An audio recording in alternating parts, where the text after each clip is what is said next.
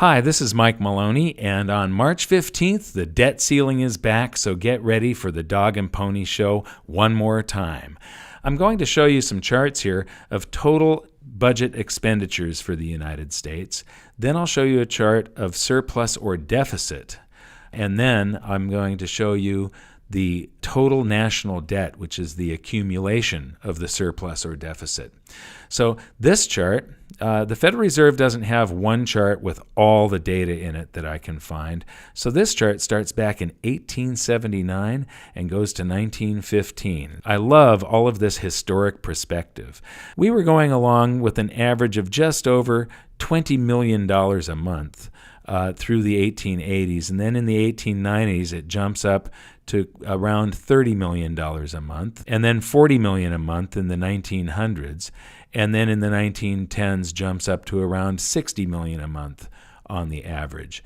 Then we go to the next chart, and this is that $60 million a month on the average expenditures that you saw in the last chart. Then World War II starts, and then we get into World War II, and the spending just explodes. Remember, this is the total expenditures. This is not surplus or deficit. This is everything that they're spending. So we go from millions, and then it gets into the billions here. 1,000 million is a billion. So it peaked at $2 billion that we were spending in a month during World War I. And then it comes back down and settles in on the $250 million range, spending about $250 million a month on the average throughout the 20s.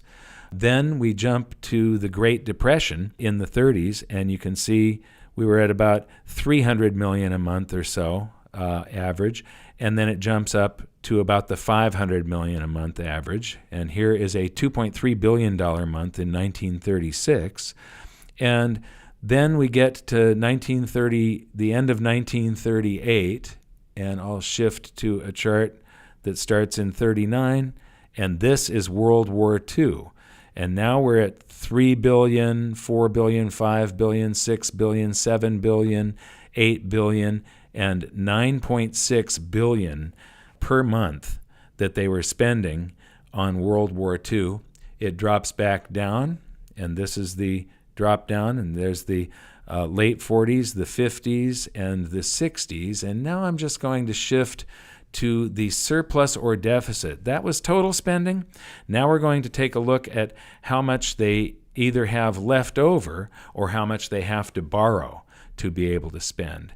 And this is the deficits of World War I, 9 billion, 13 billion, and these are the deficits of World War II, 54 billion, 47 billion, and so on.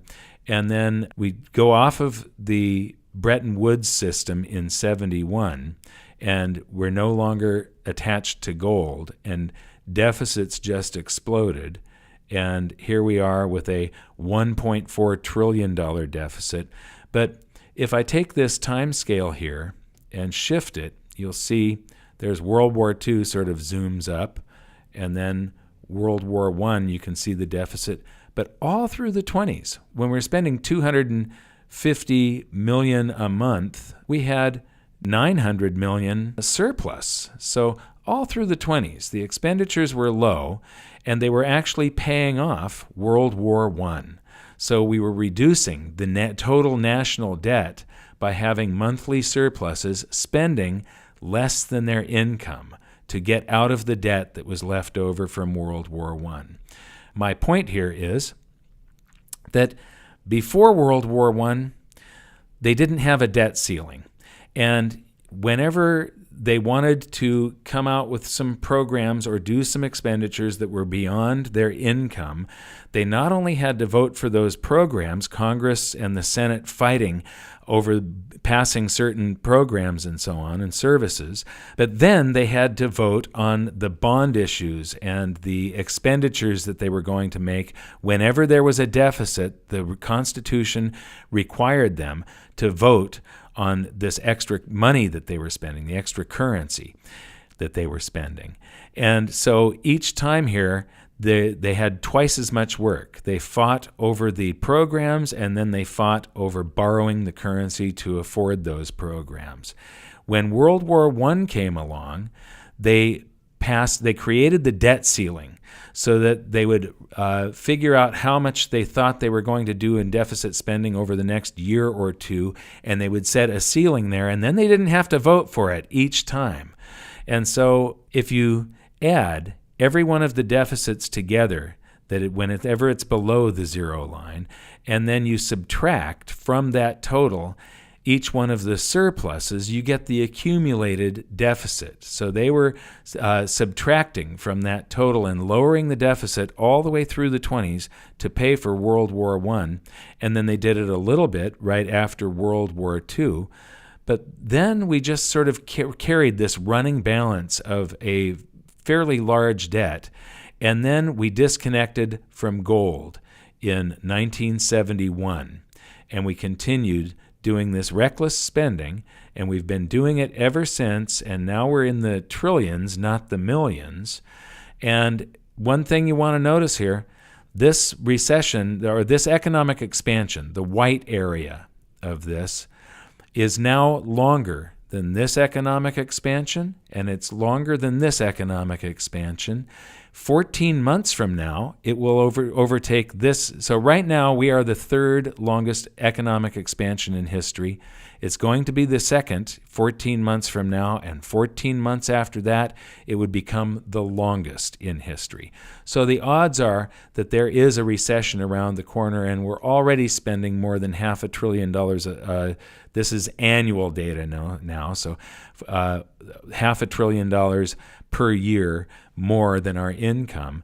And so when the next recession happens, this is going to explode. And the current administration has plans to expand the deficit anyway. The accumulation of the deficit or surplus gives you the total national debt. And here we see it go along from 1966 until today. And I'm going to zoom up into just the 2010s here, because what you see here is us running in to the debt ceiling a few times. And back in 2013, we ran into the debt ceiling, and once they run into the debt ceiling, this national debt supposedly doesn't grow. But what's interesting, there was a 16-day shutdown at the end of this debt ceiling disaster. And in 2015, we ran into the debt ceiling again. And what they do is they kept the government open during this whole debt crisis.